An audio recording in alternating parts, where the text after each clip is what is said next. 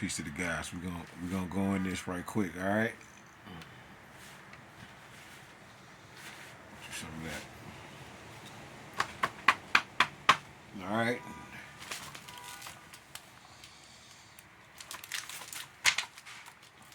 Y'all like this segregation shit? Forever coming free. All right. Not slave, not free. The new slavery. Separate but not equal. Breaking free. The fight for equal education. Right? The unaliving of Emmett Till. Don't ride the bus. Showdown at Central High. The hate that hate produced. Becoming free. Sitting in. The Freedom Ride. Mississippiism. Confrontation. Marching on Washington. Free elections. Freedom Summer. The right to vote. Black power. Freedom. Right? It's been a long and continuing struggle to make our country what Abraham Lincoln, the black man, called a more perfect union. 50 years have passed since the first days of the Montgomery bus boycott. A little longer than that. And the lynching of Emmett Till. 40 years have passed since that bloody Sunday in Selma, Alabama. And the passage of the Voting Rights Act gone are the legal barriers of segregation. But our freedom as a nation has not yet been won. We have come a great distance. Oh yeah?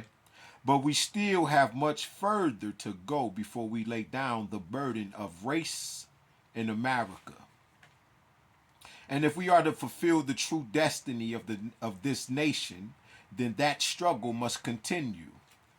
The founders of this great nation challenged us all with the unique mission. They asked us to use all of our imagination, just as God does, and all of our creative power to build a nation on the potency and the fragility of ideas. And then they made the ideas of liberty and justice the cornerstone of this system. Now, as I read that, my masters, they destroyed a piece of that, especially when I got to the cornerstone part. They got to talk about how they used Jesus to Catholicize the world, right? And got us in what did I used to say? I learned this from Des Griffin. Universal enslavement through contentment, meaning you are satisfied with being enslaved. All right, through content, which and as Professor James Smalls would say, we are saprophytes because we enjoy the blood sucking. Right?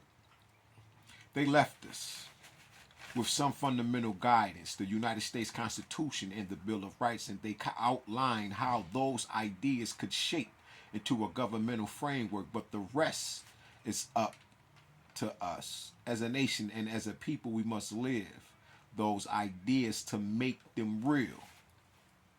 So it is the mandate of every American, every member of Congress or local school board, every United States president or sitting judge, every business owner or community activist, every student, an average citizen. We all must confirm and reconfirm our commitment to those ideas every day to make that dream a reality.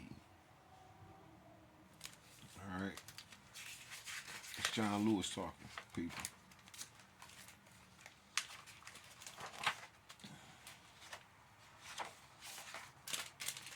The Civil War made shambles of the American South, overthrowing its political leadership and demolishing the better part of its economic infrastructure.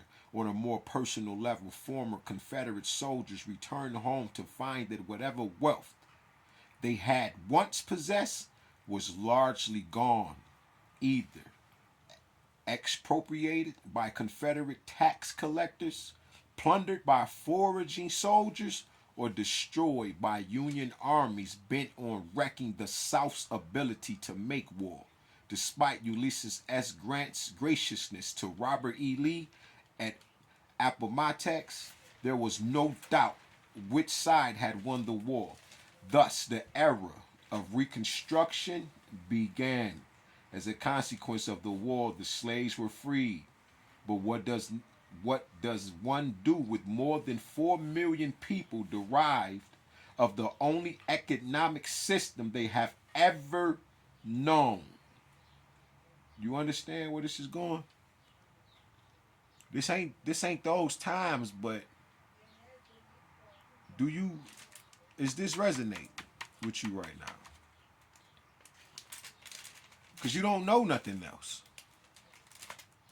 What does one do with those people suddenly thrust into a depressed economy and no skills, no assets, no support structures?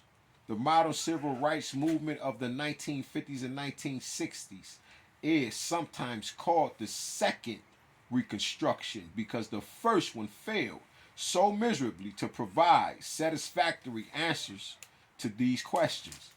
Exactly. Like the reparations, right? In the book Before the Mayflower. They didn't give that shit to us. They gave it to the owners, to the slave owners. All right? The new slavery, 1864 to 1907. Perhaps the best place to begin this story is in Atlanta. During the fall of 1864, Union General William T. Sherman's capture of the city in September and his subsequent march to the sea made it clear to anyone paying attention that the Confederacy was doomed.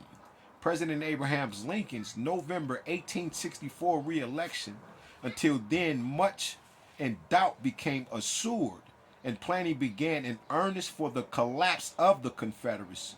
This is what they look. This is what this so-called, uprising is supposed to be coming is about. What this segregation about? This is what the South. They think they about to take this. Listen, man, y'all have no. Texas already feeling some kind of way right now. All right, would be reintegrated into the Union. Considering the war's unprecedented carnage, President Lincoln's policy was rather lenient, with the exception of the top Confederate leaders. He proposed pardoning all Southerners who took an oath of loyalty to the MAGA. You feel me? To the Trump administration. All right? It just said he proposed pardoning. That's what he did. Yeah.